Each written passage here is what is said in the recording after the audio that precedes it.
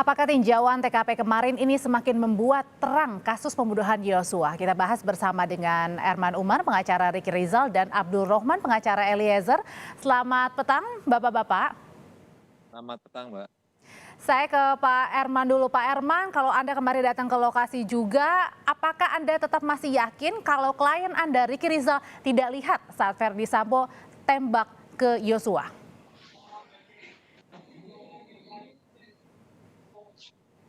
Pak Erman? Ya, Ya, dapat mendengar suara saya, Pak? dapat, Mbak. Ya, jadi Pak Erman, kalau Anda kemarin datang ke lokasi, termasuk juga ada majelis hakim, apakah Anda tetap berkeyakinan kalau klien Anda, Ricky Rizal, tidak lihat saat Verdi Sambo menembak Yosua? Ya, saya semakin yakin bahwa memang walaupun posisi dekat, tapi setelah kejadian itu kan dia berdasarkan keterangan yang disampaikan di pengadilan itu tetap dipertahankan bahwa dia sempat berbalik arah setelah mendengar suara seperti HT ke HT-nya masuk. Dia si Romer bertanya ada apa? Padahal ternyata Romer tidak bertanya, cuma tidak melalui HT, cuma mengaum suaranya masuk ke HT. Sempat berbalik arah si Ricky ke luar ke pintu dapur. Nah, itulah makanya dia tidak melihat Sambo menembak. Tidak melihat tapi mendengar suara tembakan berapa kali? Oh iya, kalau masalah tembakan pasti dengar. Tapi melihat Sambo yang menembak itu yang dia tidak lihat. Tapi yang akhirnya yang dilihat hanya masalah rekayasa itu, berbalik arah dia lihat Sambo menembak tangga dinding gitu. Nah, itu dilihat. Tapi yang pas itu tuh kan memang ada kejadian dia berbalik arah gitu. Itu memang udah fakta itu disampaikan di pengadilan. Jadi dengan melihat fakta di lapangan ya tetap juga saya meyakinkan itu kemungkinan walaupun dekat kan. Itu kan masalah detik aja. Kalau dia meleng aja sedikit Sambo menembak itu kan bisa juga nggak kelihatan gitu. Apalagi berbalik beberapa langkah. Kemudian baru balik lagi ke dalam. Ya. Oke, nah dalam pemeriksaan terdakwa Richard Eliezer kan jaksa kembali menanyakan di mana sebenarnya posisi Kuat Ma'ruf dan juga Ricky Rizal saat penembakan Yosua terjadi. Eliezer pastikan kembali bahwa Kuat dan Ricky berada dekat dengan titik penembakan Yosua. Kita lihat dulu. Kan saudara berada di situ nih. Siapa, Pak? Setelah menembak. Saudara melihat Ricky sama Kuat itu berada di mana? Masih di belakang, Bapak. Masih di belakang. Siap. Dia tidak lari. Tidak, Bapak. Dia tidak keluar lewat pintu belakang. Tidak. Nanti setelah keluar itu nanti sama-sama kita keluar. Jadi Bapak. keluarnya sama-sama ya. Siap, Bapak. Jadi pada waktu setelah selesai itu Pak, saudara melihat tadi FS itu keluar lewat belakang. Siap. Itu Kuat sama Ricky masih ada di situ. Masih di situ, Bapak. Masih ada di situ. Masih. Tidak bergerak. Tidak, Bapak. Ya, ini saya pastikan ini semuanya utuh menjadi Siap, satu kesatuan. Nah, setelah itu saudara melihat apa lagi? Bang Romer masuk. Romer masuk. Siap. Setelah Romer masuk, apa yang disampaikan kepada Romer?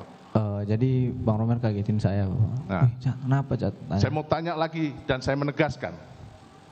Pada waktu itu saudara melihat, karena saudara kan di depan pintu kamar yang dipakai isolasi. Siap, Bapak. Siap. Itu masih terbuka atau sudah tertutup? Terbuka, Bapak. Terbuka. Terbuka setengah, Bapak.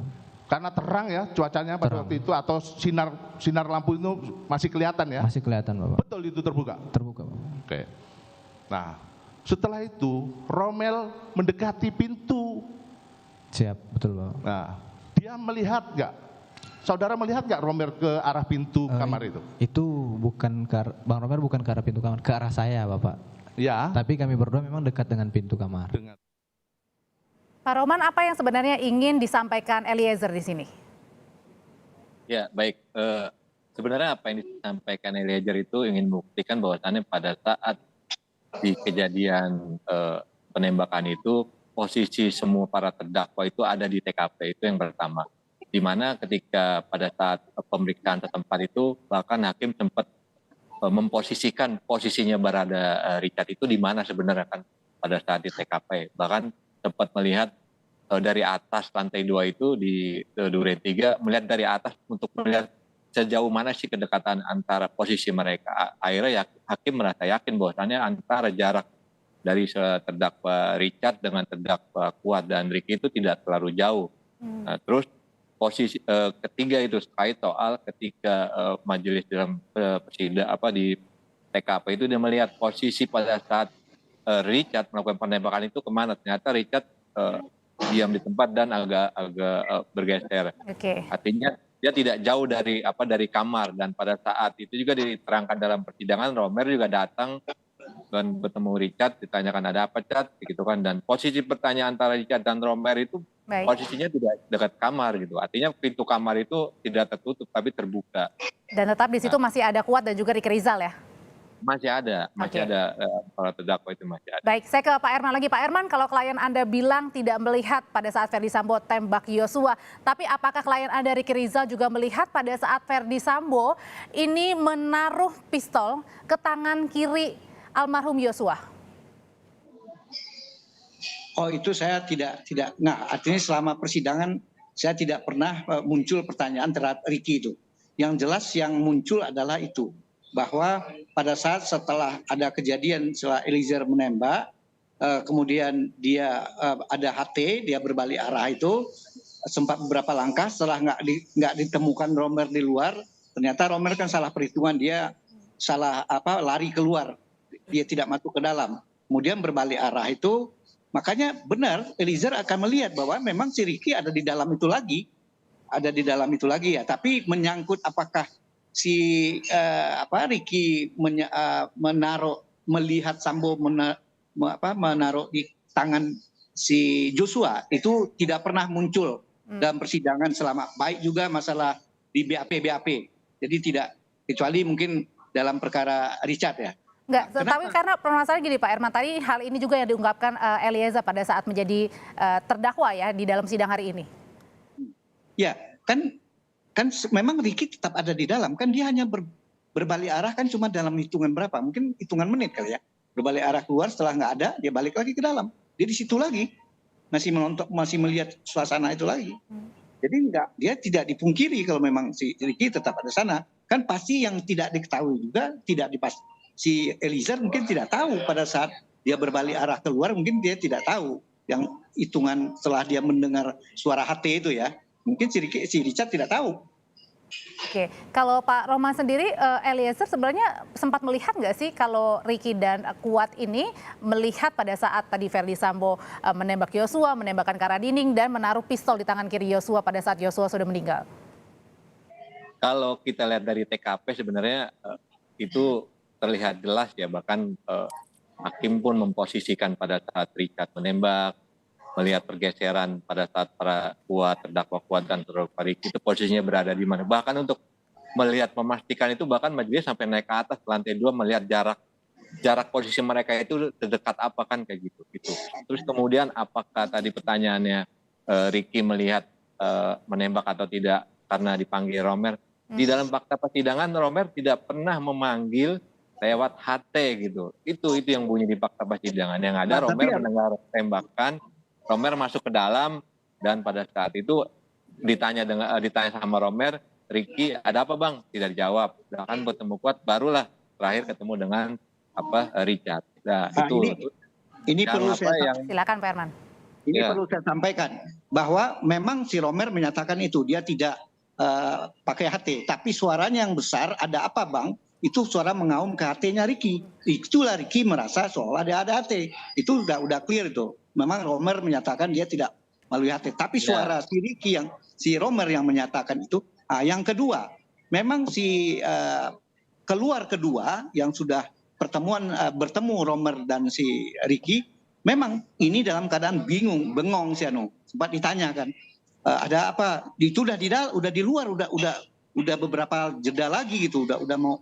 Jadi itu ditanya si Anu bengong, nggak menjawab, kayak orang mematung gitu. Itu yang berdasarkan pertanyaan-pertanyaan ke psikologi forensik, orang yang traumatis bisa aja jadi bengong gitu. Tapi kalau dari kemarin pada saat jaksa dan juga majelis hakim datang ke sana, Pak Rohman, ada nggak sih keterangan dari Kuat maupun Ricky Rizal yang terbantahkan akhirnya di TKP?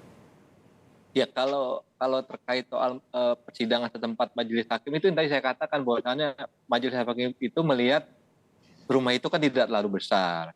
dan sangat jaraknya pun antara para terdakwa Richard, Ferdy Sambo, Kuat dan Ricky itu tidak terlalu jauh gitu kan. Artinya ya mungkin ya kalau orang yang tidak melihat di TKP itu jauh, tapi ketika majelis dan yakin untuk menemukan fakta apa yang sebenarnya terjadi itu yakin kalau saya pasti Ricky dan Kuat itu melihat Ferdy Jadi Sambo di sini menembak. Anda mau menegaskan bahwa dengan kedatangan di TKP semuanya ke majelis hakim dan juga jaksa penuntut umum bahwa tidak ada yang mungkin satupun ini yang tidak mengetahui kejadian di sana ya? Tidak bisa kita klaim seperti itu.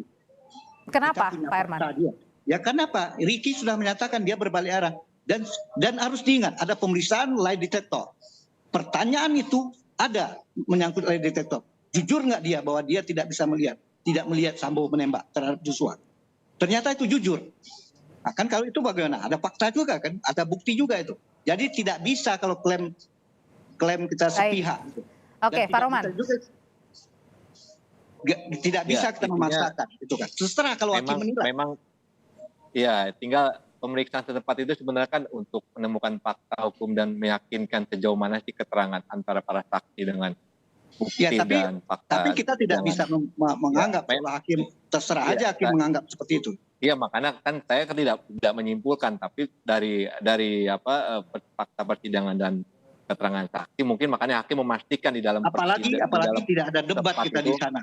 Tidak ada pemeriksaan saksi. Tadi kan saya bilang bahwasannya. Oke, tapi Bapak-Bapak begini, pada saat tadi Eliezer bersaksi di persidangan juga kan sebelum pada saat di rumah di awal begitu kan di lantai 3 kan dipanggil. Sebelum dipanggil Eliezer ada terlebih dahulu Ricky yang dipanggil. Ricky di situ dibilang katanya agak pucat nih wajahnya. Habis itu baru dipanggil lah Eliezer bertemu dengan FS dan juga Putri. Pak Herman. Ya, itu kan pertama, itu kan masalah pemanggilan yang sampai di Saguling. Jadi menurut Anda tidak ada kaitannya dengan kejadian di Duren 3? Ya, pas kejadian berbeda lagi Mbak. Itu kan pada saat meminta melakukan sesuatu sampai akhirnya minta menembak, si Ricky nggak mau kan. Itu cerita lain Mbak, cerita awal gitu. Jadi tidak ada kaitannya. Kalau Pak Rohim sendiri, Pak Rohman?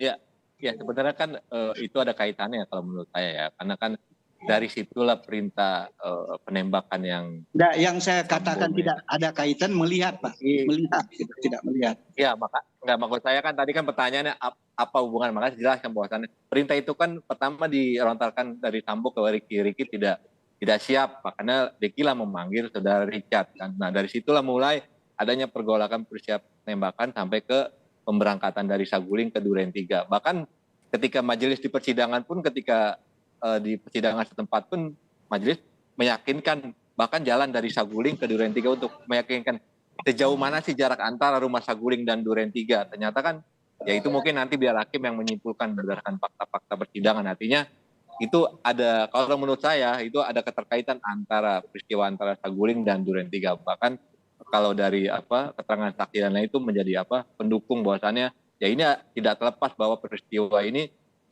bahwa perintah yang dilakukan Ferdy Sambo kepada Richard itu bagian dari skenario yang untuk melakukan pembunuhan terhadap almarhum Joshua. Artinya yang mau disampaikan di sini ada runutannya ya, runutannya sudah jelas ya, apa yang terjadi sebelum di Duren 3 ya.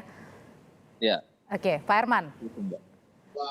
Ya kalau ceritanya wajar aja, cuma sekarang menyangkut masalah melihat hal-hal yang perlu yang tidak benar ya kita nyatakan tidak benar. Kalau yang benar kita nyatakan benar. Memang permintaan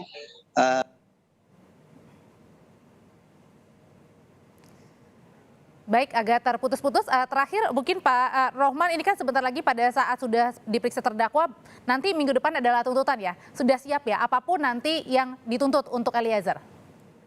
Ya, kalau dari Eliezer tadi kan ketika ditanya hakim dia mengakui kesalahannya. Akhirnya kepada penilaian majelis hakim gitu.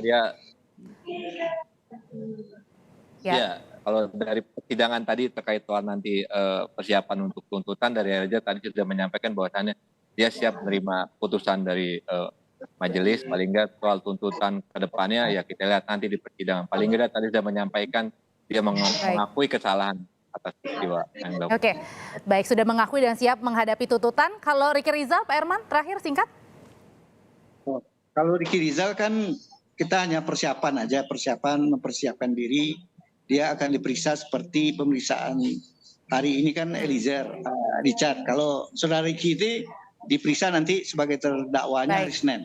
Baik. Tadi barusan saya sudah ada diskusi lah dengan saudara Ricky supaya mempersiapkan diri secara baik untuk secara mental menghadapi sidang hari Senin, Mbak. Terima kasih Erman Umar, pengacara Ricky Rizal, dan Abdul Rohman, pengacara Eliezer sudah berbagi informasi. Di Kompas Petang kita ketemu lagi.